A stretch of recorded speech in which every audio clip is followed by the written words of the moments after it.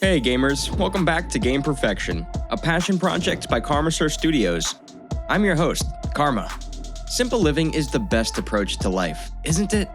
Following the advice, here are the 10 best platform games for PC, PlayStation, and console, Episode 2. Now, let's not keep you waiting and start the video. Here we go. Stuffing away. Cuphead, released on the 29th of September 2017, on PC, PlayStation, Xbox, and Switch. So here's the thing.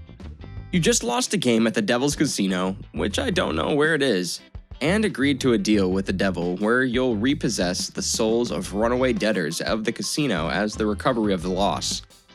All this stuff is turned into a run-and-gun game, and I must say, it's so fun. In the game, you'll be controlling one of the two characters, Cuphead and Mugman, along with your friend who'll be controlling the other. Following a typical platform run-and-gun game style, the game is focused on multiple boss fights that are achieved by completing different basic levels. Despite being a platform game, Cuphead incorporates some very fine role-playing elements that will double your entertainment while playing the game. Cuphead challenges the devil itself at some point in the game. Won't you want to know what happens then? Happy news I bring to you today. Ori and the Blind Forest, released on the 11th of March 2015 on PC, Xbox, and Switch. Platform games were considered simple games, but only before Moon Studios published this unique platform adventure Metroidvania game for gamers. After that, no real gamer dares to say platform games are simple again. As you would have guessed, you would be controlling Ori in the game. It's a small white spirit. Players can also control Cien, which is the light and the eyes of the forest spirit tree. While controlling the former, the player needs to run, jump, slide, and crouch to navigate through different platforms of the game by solving puzzles, whereas Cien can shoot spirit flames with its eyes to destroy obstacles and make a clear path for Ori. The game focuses heavily on exploration as the player can collect different kinds of treasure in the game, but it has some combat elements too. Players can also save their current progress through the soul links. So the next time you start the game, you don't have to start from scratch again.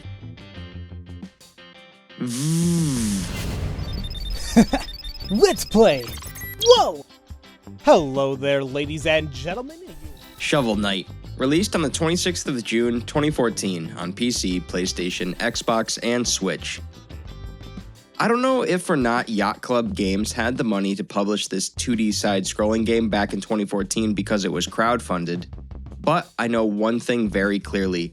They developed a gem. In this platform game that comes with an 8-bit graphical style, you get to play the first campaign, which is named Shovel of Hope. And in that, you control the eponymous protagonist as he fights the Order of No Quarter and collects treasure, as much as he can. Just like we'd all do. As the name of the game suggests, your player would have his shovel, and you can use it for fighting enemies by either attacking them head-on and digging up treasure, or by aiming below him while jumping to bounce over the enemies. There's something more you can get in the game, but only after meeting the salesman Chester. Can you find him? My leader's power is growing unfathomably strong. If I were you, I'd show us both more reverence. The game is a co-op action-adventure platformer with a focus on marrying the story and gameplay. It Takes Two, released on the 26th of March 2021 on PC, PlayStation, Xbox, and Switch.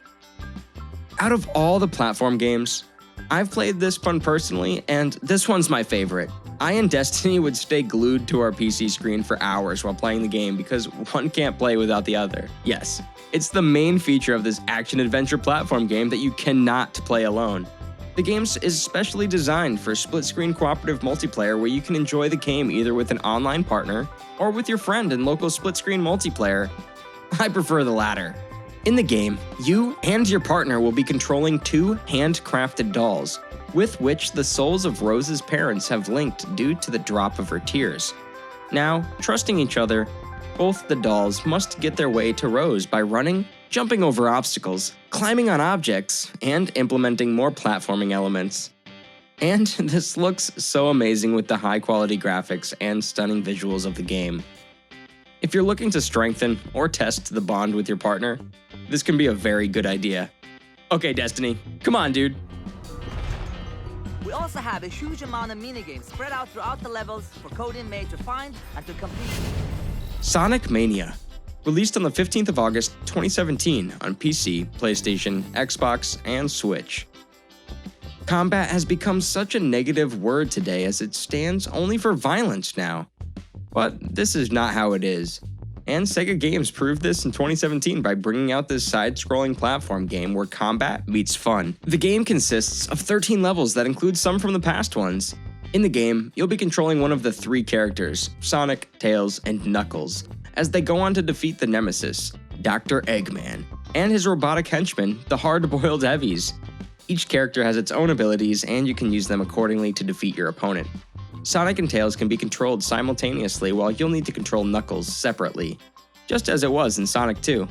The levels of the game are called zones, and each of them is divided into 2 acts where the player must guide their character to the end to get the victory. Yeah, it's combat, but in a non-violent way. Spelunky. Released on the 21st of December 2008 on PC, PlayStation, Xbox, and Switch. Derek Yu proved to the world that you don't always need a team to do your work when he released this source-available 2D side-scrolling game all by himself. First of all, let's give him a clap. Now, coming back to the topic, this game lets you control a spelunker, where you'll be exploring a mysterious series of caves while collecting treasure, fighting enemies, saving damsels, and dodging traps by fine platforming elements like jumping, crouching, sliding, and so on. The caves in the game are procedurally generated, and you don't know what's coming next. Just like I didn't know when I went for my job interview. Spelunky was one of the very first games to borrow elements from roguelike games and combine them with real-time 2D side-scrolling platforming elements. And this is why playing this one is different from other platform games. It's like the hybrid one. This is Meat Boy. This is Bandage Girl. Super Meat Boy. Released on the 20th of October 2010 on PC, PlayStation, Xbox, and Switch. Edmund McMillan and Tommy Raffines formed a group named Team Meat, and here's what we got. This super amazing platform game where you'll get fun, action, and interest all at the same time. In the game, you'll be controlling Meat Boy, which is actually a red cube-shaped character as he goes on to rescue his girlfriend from the game's Dr. Fetus.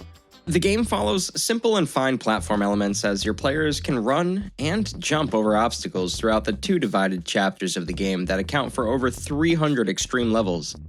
The good thing here is that you get unlimited chances to complete the level and move to the next one. Unlike this cruel life where all you've got is this one boring life, if you think so.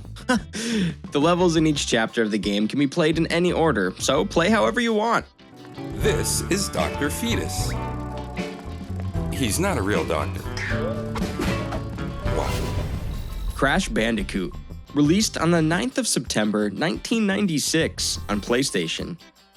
So, this is how it all started. Naughty Dogs developed this first game of the legendary Crash Bandicoot series in 1996, and the rest you know is history.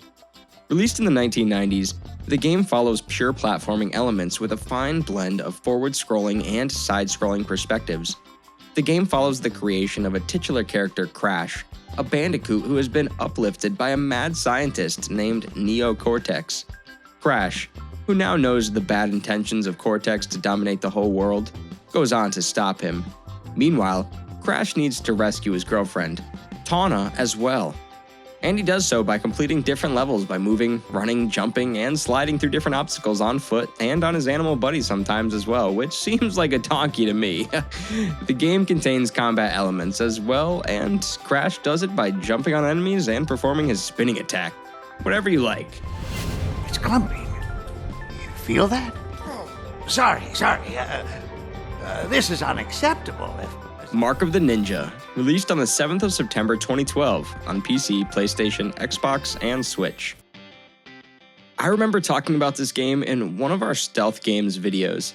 It's a fine one, but today, we'll take a look at the fine platforming elements of the game, which have made it rank on our list of the best platform games as well.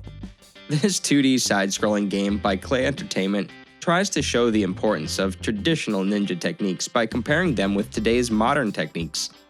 How? By putting each other head to head.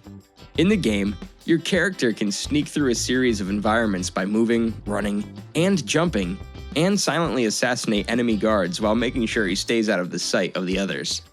Levels in the game are divided into light and darkness, where the player is visible in the former and invisible in the latter. However, walking within a certain distance with the enemy guards or the sound of your running might make you visible. So, stay alert. You know what you must do. Go back to your master and kill him. See PlayStation and Switch. Please don't say that you've come across a game that has a more unique name than this one. Just take a look. VVVVVV. Looks cool. So, this unique sounding game is a puzzle platform game created by Terry Kavanagh, where you'll control Captain Veridian and assist him in rescuing his crewmates from a spaceship after a teleporter malfunction caused them to be separated. Unlike those typical platform games, this game doesn't allow you to jump. Yeah, it doesn't. Instead, it lets you control the direction of gravity, using which you can make your player go upwards or downwards. After 1986's 8-bit game Terminus, this feature is back now. To be honest, this was something very new and exciting for me.